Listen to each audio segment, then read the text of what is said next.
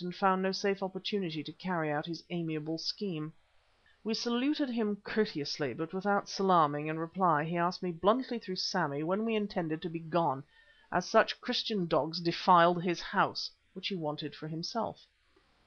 I answered as soon as the 20 bearers whom he had promised disappeared, but not before. "You lie," he said. "I never promised you bearers. I have none here." "Do you mean that you slipped them all away with the Maria with the slaves last night?" I asked sweetly. My reader, have you ever taken note of the appearance and proceedings of a tom cat of established age and morose disposition when a little dog suddenly disturbs it on the prowl? Have you observed how it contorts itself into arched but unnatural shapes, how it swells visibly to almost twice its normal size, how its hair stands up and its eyes flash, and the stream of unmentionable language that proceeds from its open mouth? If so, you will have a very good idea of the effect produced upon Hassan by this remark of mine. The fellow looked as though he were going to burst with rage. He rolled about, his bloodshot eyes seemed to protrude, he cursed us horribly, he put his hand upon the hilt of the great knife he wore, and finally he did what the tom cat does. He spat. Now Stephen was standing with me, looking as cool as a cucumber and very much amused, and being, as it chanced, a little nearer to Hassan than I was, received the full benefit of this rude proceeding. My word, didn't it wake him up? He said something strong, and the next second flew at the half-breed like a tiger, landing him a beauty straight upon the nose.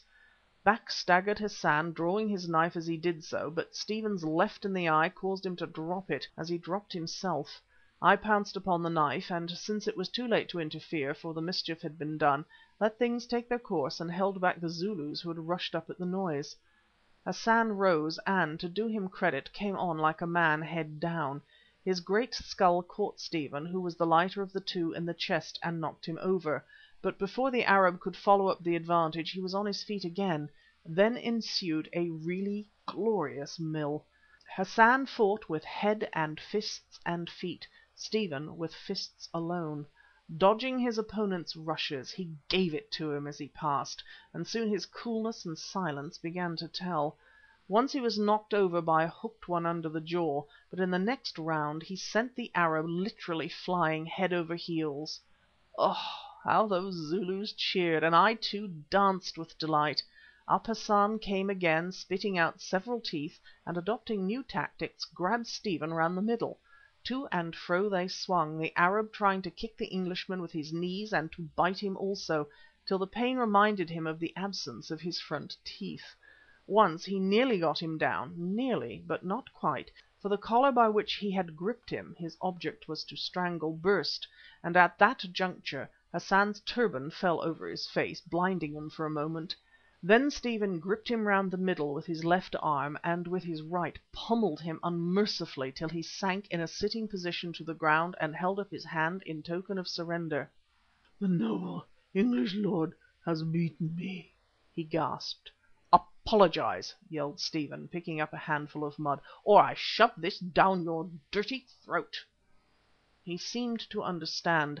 At any rate he bowed till his forehead touched the ground, and apologised very thoroughly. "Now that is over," I said cheerfully to him, "so how about those bearers?" "I have no bearers," he answered. "You dirty liar," I exclaimed. "One of my people has been down to your village there and says it is full of men." "Then go and take them for yourself," he replied viciously, for he knew that the place was stockaded. Now I was in a fix. It was all very well to give a slave dealer the thrashing he deserved, but if he chose to attack us with his Arabs we should be in a poor way. Watching me with the eye that was not bunged up, Hassan guessed my perplexity. "I have been beaten like a dog," he said, his rage returning to him with his breath, "but God is compassionate and just. He will avenge in due time." The words had not left his lips for 1 second when from somewhere out at sea there floated the sullen boom of a great gun. At this moment, too, an Arab rushed up from the shore crying, "Where is the Bey Hassan?" "Here," I said, pointing at him. The Arab stared until I thought his eyes would drop out, for the Bey Hassan was indeed a sight to see. Then he gabbled in a frightened voice, "Captain, An English man-of-war is chasing the Maria." Boom went the great gun for the second time. Hassan said nothing, but his jaw dropped, and I saw that he had lost exactly 3 teeth. "That is the crocodile," I remarked slowly, causing Sammy to translate, and as I spoke produced from my inner pocket a Union Jack which I had placed there after I heard that the ship was sighted. "Stephen," I went on as I shook it out, "if you have got your wind, would you mind climbing up that palm tree again and signalling with this to the crocodile out at sea?" "By George, that's a good idea," said Stephen, whose jovial face, although swollen, was now again wreathed in smiles. "Hans, bring me a long stick and a bit of string." But Hassan did not think it at all a good idea. "English lord," he gasped, "you shall have the bearers. I will go to fetch them." "No, you won't," I said. "You will stop here as a hostage. Send that man."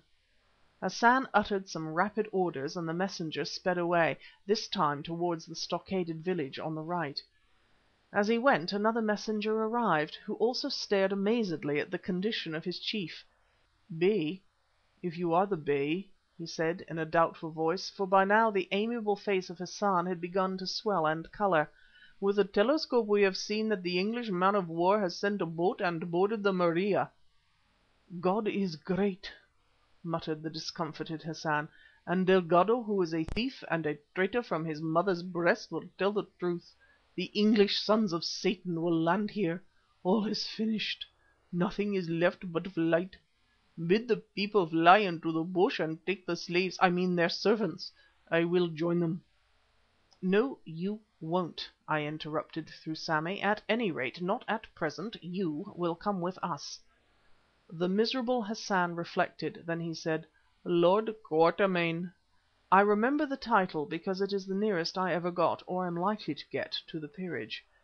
"If I furnish you with the 20 bearers and accompany you for some days on your journey inland, will you promise not to signal to your countrymen on the ship and bring them ashore?" "What do you think?" I asked of Stephen. "Oh," he answered, "I think I'd agree. This scoundrel has had a pretty good dusting, and if once the Crocodile people land there'll be an end of our expedition. As sure as eggs are eggs, they will carry us off to Zanzibar or somewhere to give evidence before a slave court. Also nothing will be gained, for by the time the sailors get there all these rascals will have bolted, except our friend Hassan. You see, it isn't as though we were sure he'd be hung. He'll probably escape after all. International law, subject of a foreign power, no direct proof, that kind of thing, you know." "Give me a minute or two," I said, and began to reflect very deeply. While I was thus engaged several things happened. I saw 20 natives being escorted towards us, doubtless the bearers who had been promised. Also I saw many others, accompanied by other natives, flying from the village into the bush.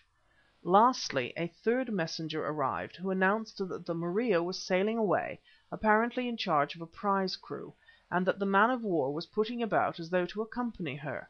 Evidently she had no intention of effecting a landing upon what was, nominally at any rate, Portuguese territory. Therefore, if anything was to be done, we must act at once. Well, the end of it was that, like a fool, I accepted Stephen's advice and did nothing.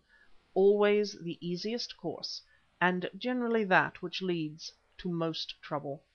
10 minutes afterwards I changed my mind, but then it was too late.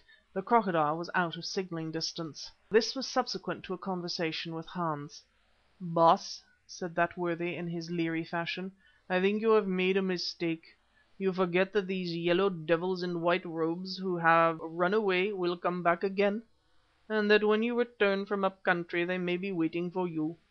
Now, if the English man-of-war had destroyed their town and their slave sheds, they might have gone somewhere else. However," he added as an afterthought, glancing at the disfigured Hassan, "we have their captain, and of course you mean to hang him, Baas. Or if you don't like to, leave it to me. I can hang men very well. Once when I was young I helped the executioner at Cape Town." "Get out," I said, but nevertheless I knew that Hans was right. End of chapter 5.